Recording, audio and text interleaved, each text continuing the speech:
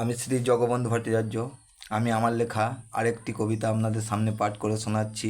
যদি ভালো লাগে তাহলে লাইক এবং শেয়ার করবেন। কবিতাটির নাম দিয়েছি ডাক্তারবাবু।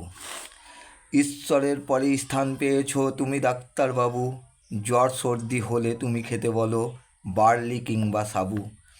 ডাক্তারই ভগবান, এটা সকলেই শোনো, তাই ডাক্তারের কথা অমর্যাদা করো না কখনো। ডাক্তারের কাছে রোগ কখনো লুকিয়ে রেখো না, তার নির্দেশ মতো ঔষধগুলি খেতে ভুলো না। ডাক্তার কারো ঔষধের দ্বারাই জীবন ফিরিয়ে দেয়, তিনি আবার কাউকে নির্ভুলভাবে অপারেশন করায়। আবার কখনো বলেন তিনি ঈশ্বরকে তোমরা ডাকো, ঈশ্বর যদি দয়া করেন তবেই তোমাদের মুখে হাসি ফোটাতে পারবো।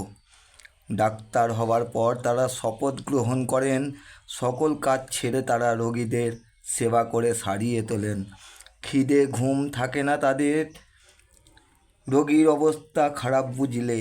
আনন্দে ভরে যায় তাদের মন রোগীর মুখে হাসি দেখলে। রাত বিরিতে ডাকলে পরেও ওনারা হয় না কখনো বিরক্ত, জেনে রেখো এটাই তাদের একমাত্র কর্তব্য। ডাক্তার হওয়া নয় মুখের কথা,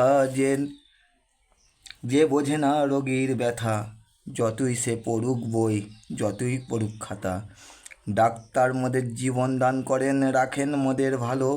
রোগীদের তাই বলি আমি সবসময় ডাক্তারের কথায় চলো। নমস্কার বন্ধুরা।